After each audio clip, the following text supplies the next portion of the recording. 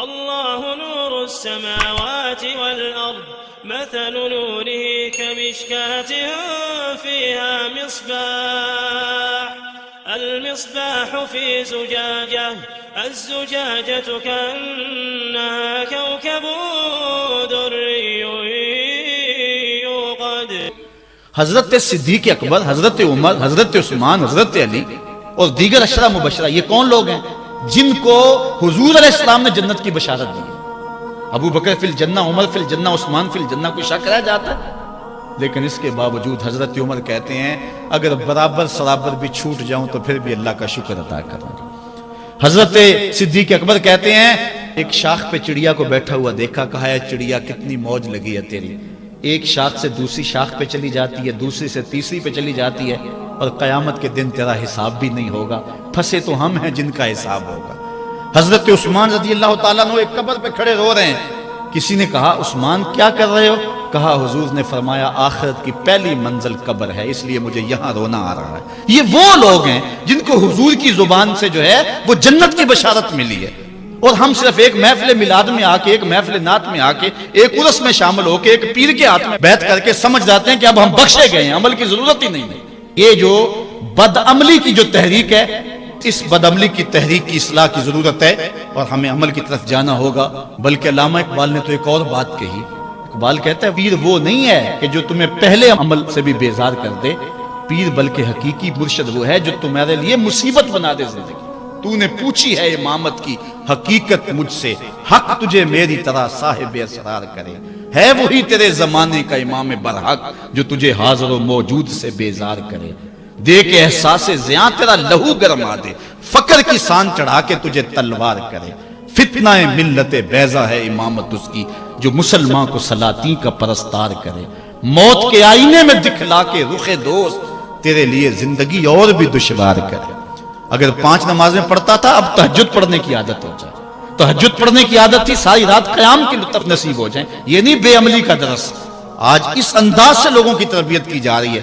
صرف اپنا حلقہ بڑھانا کا چکر ہے کہ لوگ میرے حلقہ ارادت میں آ جائیں. لوگ اکٹھے کر لو، مجمع اکٹھا کر لو، مریدین کی تعداد بنا لو، متوسلین کا طبقہ بنا لو، اور لوگوں کے اندر فخر و مباحات کرتے پھرو کہ میرے اتنے مرید ہیں، میرے اتنے ماننے والے ہیں، اتنے لوگ میری تحریک اور تنظیم میں شامل ہیں. اور میاں یہ نہیں دیکھنا ہے، اللہ تعالیٰ یہ نہیں دیکھے گا کس کے ساتھ کتنے ہیں، اس کو 72 بھی قبول ہے لیکن حق پہ ڈٹے ہوئے ہیں. آج ہم لاکھوں کی بات کرتے ہیں لیکن ظلم ہے کہ پنپتا چلا جا رہا ہے، جبر ہے کہ بڑھتا چلا جا رہا ہے. اس لیے ہم نے اپنے آپ کو بھی مؤثر کرنا ہے اور عمل کی طرف جانا ہے. کل قیامت کے دن اللہ تعالیٰ عمل پوچھے گا. گو فضل اور اس کے کرم سے ہی بخشش ہوگی، لیکن عمل کرنے کے بعد اس کی فضل کی آس رکھیں. حضرت علی المرتضیٰ فرماتے ہیں عمل کے بغیر فضل کی آس سوائے دھوکے کے اور کچھ نہیں ہے.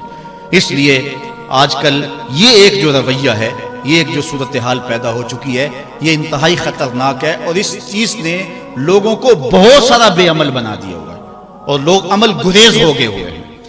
اور اس کے ساتھ پھر خرافات یہ جو شامل ہو چکی ہیں، اس نے معاشرے کو پیس کے رکھ دیا. جو مزارات پہ ہو رہا ہے ہم ڈٹ کے اس کا انکار کرتے ہیں. اللہ کے علاوہ کسی کے سامنے سجدہ جائز نہیں ہے. اس لیے آج کل یہ ایک جو رویہ ہے، یہ ایک جو صورتحال پیدا ہو چکی ہے، یہ انتہائی خطرناک ہے، اور اس چیز نے لوگوں کو بہت سارا بے عمل بنا دیا ہوا ہے اور لوگ عمل گریز ہو گئے ہوئے ہیں. اور اس کے ساتھ پھر خرافات یہ جو شامل ہو چکی ہیں، اس نے معاشرے کو پیس کے رکھ دیا. جو مزارات پہ ہو رہا ہے ہم ڈٹ کے اس کا انکار کرتے ہیں. اللہ کے علاوہ کسی کے سامنے سجدہ جائز نہیں ہے. بلکہ ہمارے امام احمد رضا خان فاضل بریلوی نے لکھا ہے، آپ فرماتے ہیں کہ سجدہ قبور بالاتفاق حرام ہے اور طواف قبور بالاتفاق حرام ہے، زیارت قبور بالاتفاق جائز ہے، بوسہ قبور مختلف فی ہے. احوط یہ ہے کہ نہ دیا جائے. یعنی بوسے سے بھی اگر گریز کر لیا جائے تو کسی کو کوئی اور شائبہ نہ ہو تو یہ بھی بہتر ہے. لیکن خیر بوسے کے بارے علماء قائل ہیں، اس پر دلائل بھی موجود ہیں.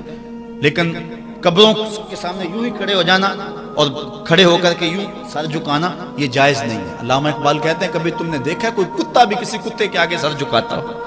یہ تو اس کو بھی پتا ہے کسی کے آگے سر نہیں جھکانا. حضرت مجدد کی تعلیم کیا تھی؟ یہی بات کہی تھی اکبر نے کہ سجدہ نہیں کرتے تو ساری جھکا دی.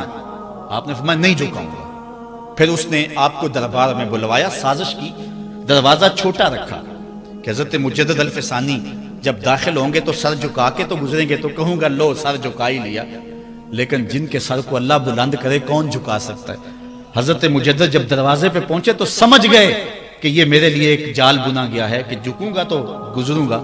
آپ نے پہلے اپنی ٹانگیں داخل کی تو اقبال خراج پیش کرتا ہے، حاضر ہوا میں شیخ مجدد کی لحد پر، وہ خاک کے زیر فلک مطلع انوار، گردن نہ جھکی جس کی جہانگیر کے آگے، جس کے نفس گرم سے ہے گرمی احرار، وہ ہند میں سرمایہ ملت کا نگہبان، اللہ نے بر وقت کیا جس کو خبردار۔ اس لیے کسی کو اپنے سامنے جھکانا یا کوئی میرے لیے کھڑا ہو، حضور نے یہ بھی فرمایا کہ جو شخص یہ ارادہ رکھے کہ میرے لیے لوگ کھڑے ہوں، اپنا ٹھکانہ جہنم میں تلاش کرے۔ آج خود اگر کوئی کھڑا ہو جائے تو یہ اس کی مرضی، اور حضرت سعد آئے، حضور نے فرمایا قوموا الی سیدکم، یہ تمہارا سردار آیا، اس کا اٹھ کے استقبال کرو۔ لیکن اگر کوئی خود چاہے کہ میرے لیے کھڑے ہوں تو اس کے لیے یہ وعید فرمائی۔ اس طرح اگر تمہارے کوئی ہاتھ چوم لیتا ہے، لیکن ہاتھ چومنے کے بغیر یوں گردن جھکانا یہ درست نہیں ہے، لیکن ہاتھ چومنے کے لیے تو وہ صحابہ کے عمل سے ثابت ہے۔ لیکن اگر کوئی چاہے کہ میرے ہاتھ چومے جائیں، اور اگر جو نہیں چومتا تو اس سے ناراض ہو جاتے ہیں۔ میں ایک دفعہ ایک صاحب کو ملنے گیا تو ہم ہر شخص کے ہاتھوں نہیں نہ چومتے، آخر جو ہے وہ کسی کے ہاتھ چومنے ہو تو پھر کچھ دیکھنا بھی تو ہوتا ہے، دل اسے دے دیں جو دل بر ہی نہ ہو۔ تو ہم تو کسی کے ہاتھ چومتے ہیں نا، ہم وہ ہاتھ چومتے ہیں، وہ پاؤں چومتے ہیں جو راہ حق کے مسافر ہوتے ہیں۔ ہم ان ہاتھوں کو بوسہ دیتے ہیں، اور اگر ہماری آنکھوں کی پلکوں کے ساتھ لگ جائیں تو اعزاز سمجھتے ہیں۔ تو خیر میں نے مصافحہ کیا تو ناراض ہو گئے، انہوں نے پکڑ کے میرے ہاتھ چوم لیے، کہنے لگے لو کیا بگڑا ہے میرا؟ میں نے کہا کہ ٹھیک ہے تمہارا کچھ نہیں بگڑا، لیکن میرا بھی کیا بگڑا اگر نہیں چومے تو یہ عجیب سی کہانی ہے، ناراض ہو جاتے ہیں۔ ایک بت خانے بنے ہوئے ہیں، لوگ آئے ہمیں خدا ملاؤ، تم نے اپنی پوجا شروع کروا دی۔ لوگ آئے کہ خدا کا نام جپا جائے اور تم صرف اپنی ہی خوشامد چاہتے ہو، ہر وقت تمہارا ہی ذکر ہو۔ میں کتنے آراس کو جانتا ہوں جہاں اللہ رسول کا ذکر نہیں ہوتا، پیر کا ہی ذکر ہوتا ہے، کرامتیں بیان ہوتی ہیں، اور پھر آج کل جھوٹی کرامتوں کا ایک کاروبار چلا ہوا ہے۔ عجیب رنگ ڈھنگ ہے، عجیب بات ہے، خوابیں گھڑی جا رہی ہیں، کرامتیں گھڑی جا رہی ہیں۔ میرے پاس بھی کئی لوگ آئے خوابیں لے کر، جی یہ ہم نے دیکھا ہے۔ میں نے کہا تم نے دیکھا ہوگا، میں نے نہیں دیکھا ہے۔ لوگ بڑے مفاد پرست ہیں، بڑے بڑے رنگوں میں آتے ہیں۔ ایک بندہ میرے پاس ایک دفعہ آیا کہ جی میرے پاس 12 موئے مبارک ہے، میں 2 آپ کو دینا چاہتا ہوں۔ میں نے کہا تو لوٹ سیل لگائی ہوئی ہے، موئے مبارک کوئی تماشا ہے؟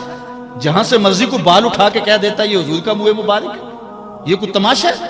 اگر کوئی ہے اور کثرت سے دنیا پر موجود ہیں وہ تو برکت والی بات ہے، لیکن آج ہر نئی میں رازدار دی شدے والی بات ہے، اور ہر شخص جو مرضی دعویٰ۔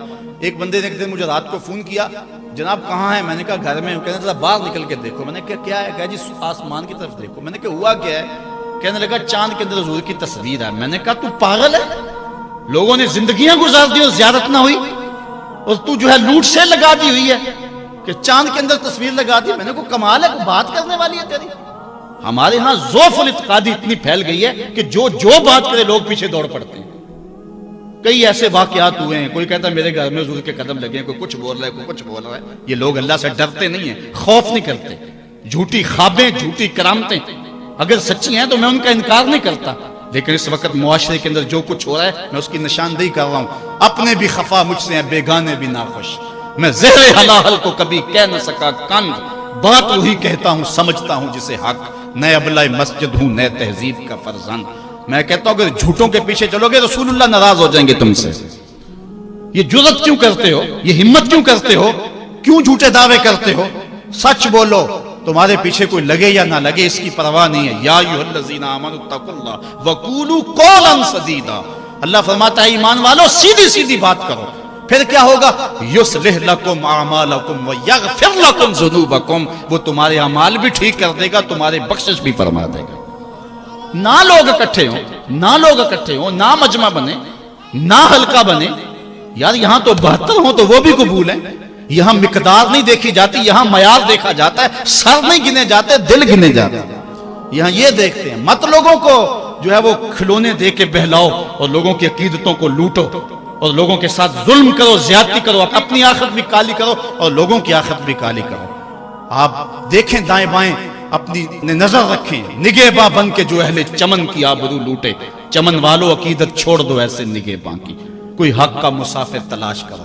چاہے اس کے کپڑے پھٹے ہوئے ہوں، کرامت اس کی نہ ہو ساری زندگی کے اندر، لیکن محمد عربی کی غلامی تو ہو نا۔ حضرت شاہ نقشبند بخاری سے کسی نے پوچھا حضور آپ کی کوئی کرامت؟ فرمانے لگے اس سے بڑی کرامت کیا ہو سکتی ہے، اتنے گناہوں کے باوجود زمین پہ چل رہا ہوں اور زمین مجھ کو دنسا نہیں لیتی اپنے اندر۔ ہمارے بزرگوں کی تو کہانیاں یہ تھیں، اور آج تھوک کے حساب سے کرامتیں دی جا رہی ہیں۔ آج کے پیروں کی اتنی کرامتیں، غوث پاک کی بھی اتنی کرامتیں بیان نہیں ہوتی جن کی ان کی کرامتیں بیان ہو رہی ہیں، دڑا دڑ کرامتیں بیان کر رہے ہیں۔ ایک بندے کے یہاں بچہ پیدا ہوا اور اس نے یہ شور کر دیا کہ یہ رمضان کے دنوں میں دودھ نہیں پیتا، اس لیے کہ حضرت غوث پاک بھی نہیں پیتے تھے، وہ بھی پیدائشی غوث تھے اور یہ بھی پیدائشی غوث ہے، اور رمضان کے دنوں میں دودھ نہیں پیتا۔ اچھا کوئی 2-4 ماہ گزرے تو اس غوث کی ماں کو طلاق دے کے نئی عورت سے شادی کر لی۔ میں نے کہا کم از کم اتنا تو خیال رکھتے، جس نے غوث جنم دیا ہے اس کو تو عزت سے گھر سے رکھتے۔ تو یہ کیا تماشے ہیں، کیا لوگ بے وقوف ہیں؟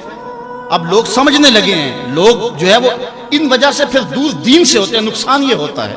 لیکن میں آپ کو کہتا ہوں دنیا سے حق ناپید نہیں ہوا۔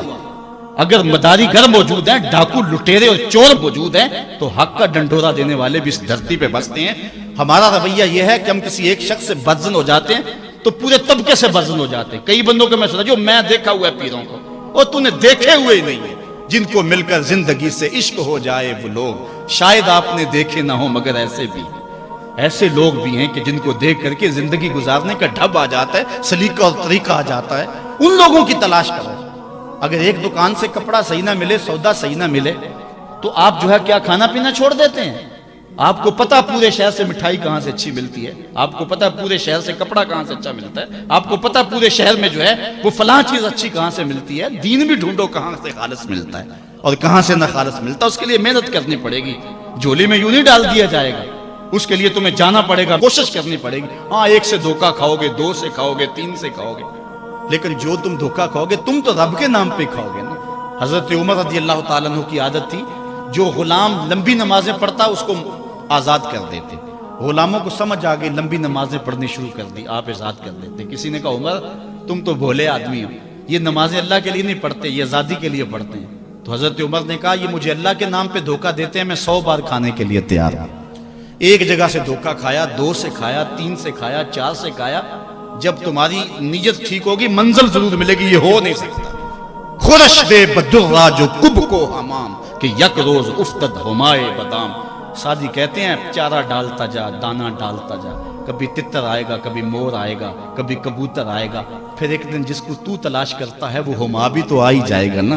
اس لیے حق کے سفر کو نہ چھوڑنا، چلتے رہنا، اور راہ حق کی جو ہے منزل پر جو ہے وہ انشاءاللہ ایک دن ضرور گامزن ہوگے۔